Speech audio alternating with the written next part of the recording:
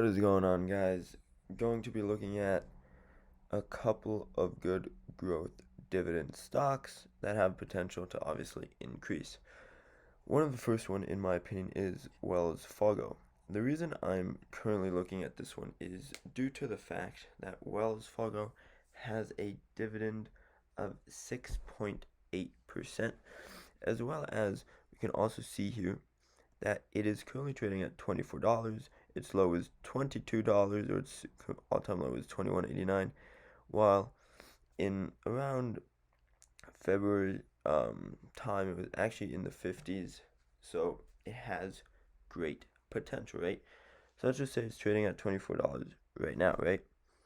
Let's just say we then have it go back up to its around $55 mark, which means that is over 100% profit, as well as you get a nice 6.8% dividend.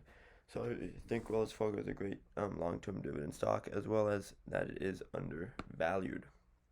So this is a stock I personally own shares of, and that I personally will continue to hold shares of.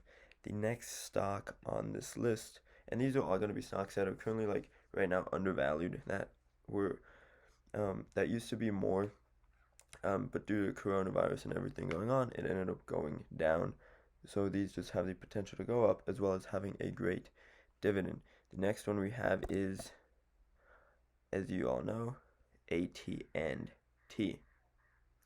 So this stock, again, while in the long run it is not one of the greatest, its dividend is 7.38%, as well as if we go here to the 1 year, 1 day chart, we can see that it used to be at highs of close to $40, but and its 52-week low was $26.08, and it's currently at $28. So again, right, not saying it's going to reach its all-time high. I don't expect that to happen, because it has been for the past 5 years actually decreased by 11%. But I still think with the dividend, and if you invest in it, you will around break even investment wise, might go up 1 to 2% overall, but then you still have a nice 7% dividend. So even if you stay even, you make around obviously 7.5% a year on this. But as of now, it does have a great chance of increasing, I would say, to around this area. So you do have a nice 22% increase if you were to buy right now, as well as the 7% dividend, right? So this is a stock that I would say is great to hold. The next stock that, in my opinion, is a dividend stock is actually Exxon Mobil, so XOM. Now, this is a stock that has been one of the greatest dividends out there, but as of recently, it has just absolutely abolished itself, right? It has gone down. It used to be at $70 before the whole pandemic happened, as well as its dividend of 10%, which is great because of every single share you then own. So for $70, you then get $7 per year in dividends, which is absolutely amazing, right? So back in March, it ended up dropping down dramatically. So I ended up buying the stock then when it was around the my average, like, first buy when it was at $40.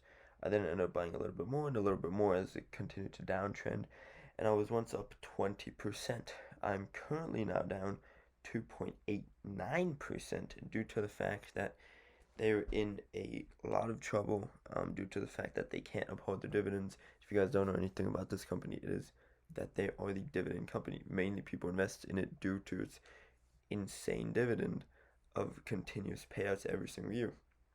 So as of now, right, if this stock is at this price of $35 and goes back up to its all-time high, which it has a great chance of doing, if it fixes its dividends. So currently, if it cannot pay its dividend, I will immediately get rid of this stock, no questions asked. If it can continue to pay its dividend and it starts increasing again, then this is, again, one of the best dividends companies in the world, in my opinion. And again, you then have a great chance of around 120% um, chance for profit, as well as the 10% dividend. Also, excuse my like grunchy voice. I have been sick, so it's been a fun ride to say the least. The next dividend stock that I have in my portfolio is MMM. So, this is a great company due to the fact that it has not as high of a dividend as Exxon or AT&T or those, but it has a 3.65% dividend, as well as, in my opinion, it is currently extremely undervalued. Let's go to the 1-year, 1-day chart. Due to the fact that it's high of 182, it is currently at 161. My average share price was actually $150 flat. As you can see, it went down to 114. From 114 to 182, it has a 37%. For my price of 150 to its highs of 180, I could make a nice 20% profit as well as 3% dividend. So not as lucrative as the other ones mentioned on this list, but still a great company overall, in my opinion, that is undervalued. Next one on my list, and this is a must in my opinion if you invest in dividend stocks, is Coca-Cola. So they have a dividend of 3.33%. The thing I love about Coca-Cola is my average share price is $40. So if I'm at $40 and it reaches its all-time high, and Coca-Cola will most likely surpass its all-time high, as well as with all their stock splits and all of that. Coca-Cola is one of the best dividend stocks in my opinion to ever exist. I have a potential of 51% profit, as well as the potential of the yearly dividend of 3.33%. So again, currently undervalued. You can never go wrong with Coca-Cola, because at the end of the day, people will never stop drinking. And Coca-Cola isn't just Coca-Cola. They also have Fanta, water brands, tea, all of it.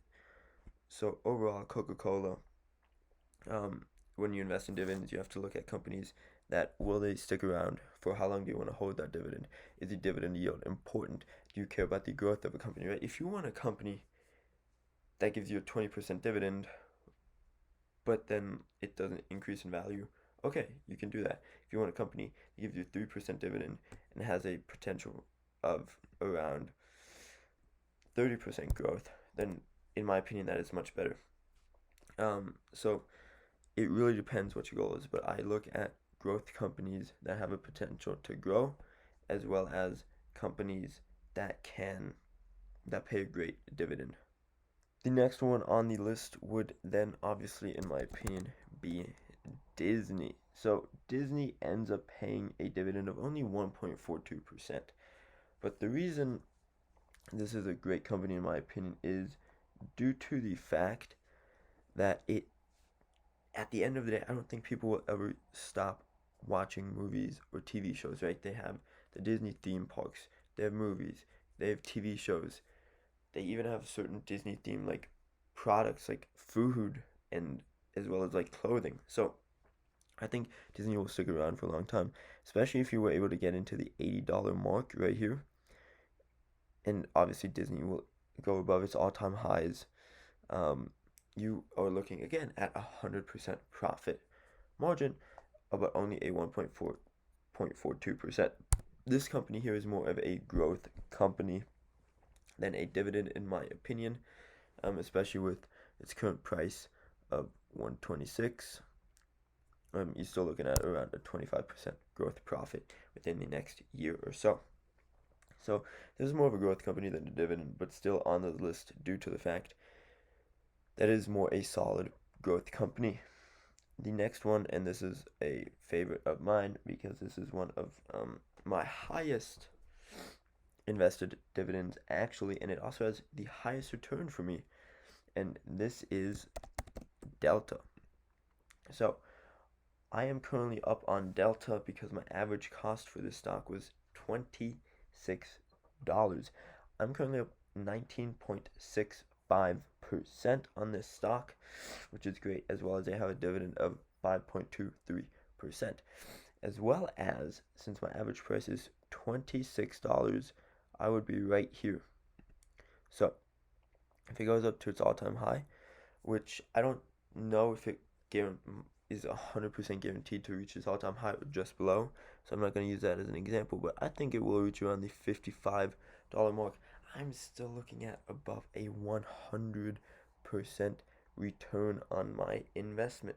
Now, Delta is one of my highest stocks, and the exact number of this investment is that I currently have, let's just say, a couple of thousand shares.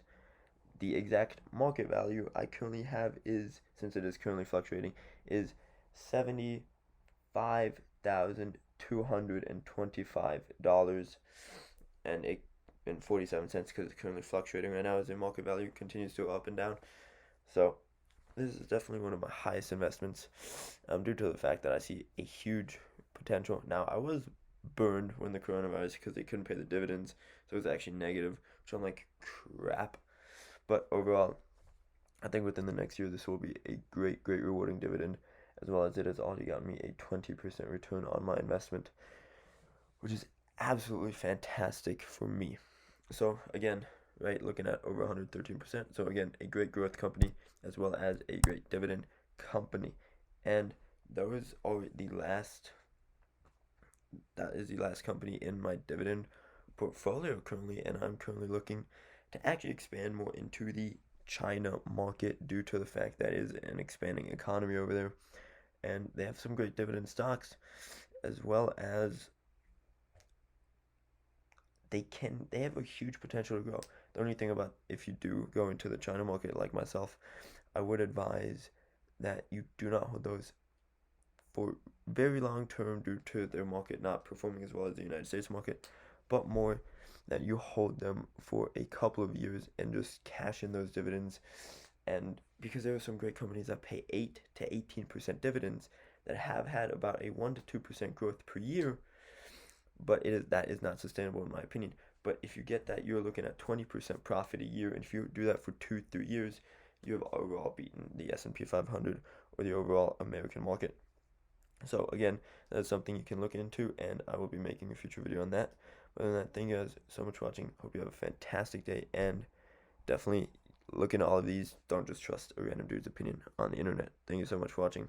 Have a fantastic day.